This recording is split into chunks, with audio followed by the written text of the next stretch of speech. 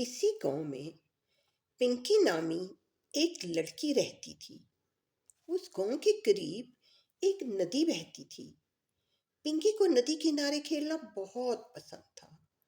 گھر کے کام کاج میں وہ اپنی امی کا ہاتھ بٹاتی اور جب فارغ ہوتی تو ندی کنارے کھیلتی۔ ایک دن وہ ندی کے کنارے کھیل رہی تھی کہ اس کا پاؤں پھسلا اور وہ ندی میں گر گئی۔ اس نے بہت ہاتھ پاؤں مارے لیکن وہ ندی کے نیچے ہی چلتی چلی گئی۔ ندی کے نیچے پہنچ کر اس کی حیرت کی انتہا نہ رہی کہ وہ ایک خوبصورت وادی میں پہنچ گئی ہے۔ ہر طرف خوبصورت پھول کھلے تھے، دور دور تک سبزہ پھیلا ہوا تھا، درختوں پر طرح طرح کے پھل لگے ہوئے تھے۔ اس نے ایک راستے پر چلنا شروع کر دیا۔ راستے میں اسے ایک تندور نظر آیا۔ تندور میں روٹیاں لگی تھیں۔ روٹیوں نے کہا، اچھی لڑکی ہمیں باہر نکالو، ہم جل جائیں گی۔ پنکی نے جلدی سے تندور سے ساری روٹیاں نکالی اور رکھ دیں اور آگے چلی گئی۔ کچھ دور چل کے اس نے ایک درخت دیکھا جس پر بہت پھل لگے تھے۔ درخت نے کہا، اچھی لڑکی میرے پھل توڑ دو، میری ٹہنیاں جھک گئی ہیں اور ٹوٹنے والی ہیں۔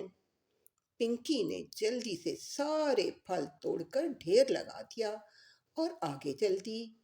کچھ دور اسے ایک جھونپڑی نظر آئی۔ وہ جھونپڑی میں داخل ہوئی۔ وہاں ایک بڑھیا چارپائی پر لیٹی تھی۔ وہ بیمار تھی۔ پنکی نے کہا، آپ کو تو بخار ہے، میں آپ کے لیے چائے بناتی ہوں۔ پنکی نے بڑھیا کے لیے کھانا بنایا، چائے بنائی اور کھانا کھانے کے بعد بڑھیا نے کچھ طاقت محسوس کی تو اس نے بتایا، میں موسموں کی دیوی ہوں۔ جب میں اپنے گھر میں جھاڑو لگاتی ہوں تو زمین پر آندھی چلتی ہے۔ جب میں کپڑے دھوتی ہوں تو بارش ہوتی ہے۔ جب میں اپنا بستر جھاڑتی ہوں تو پہاڑوں پر برف گرتی ہے۔ اب میں کمزور ہو گئی ہوں، تم میرا بستر جھاڑ دو، پہاڑوں پر برف پڑنے کا موسم ہو گیا ہے۔ پنکی نے جلدی سے اس کا بستر جھاڑا اور پہاڑ برف سے سفید ہو گئے۔ کچھ دن پنکی نے بڑھیا کی خوب خدمت کی اور بڑھیا بالکل تندرست ہو گئی۔ تب پنکی نے بڑھیا سے کہا، بڑی ماں، میں اپنے گھر جانا چاہتی ہوں، میرے ماں باپ بھی پریشان ہوں گے۔ بڑھیا نے پنکی سے کہا، وہ سامنے والے دروازے سے گزر کر جاؤ، تم سیدھی اپنے گھر پہنچ جاؤ گی۔ پنکی نے بڑھیا کو خدا حافظ کہا اور چلی گئی۔ جب وہ دروازے میں سے گزری تو اس کا لباس تبدیل ہو گیا۔ خوبصورت کپڑے اور زیورات اس کے اوپر آ گئے۔ دروازے میں سے گزر کر پنکی اپنے گھر آ گئی۔ سب گھر والے اسے دیکھ کر خوش ہوئے۔ گھر کے جانور بھی خوشی سے بولے، اچھی لڑکی آ گئی، اچھی لڑکی آ گئی۔ پنکی کے ہمسائے میں ایک لڑکی نازی رہتی تھی۔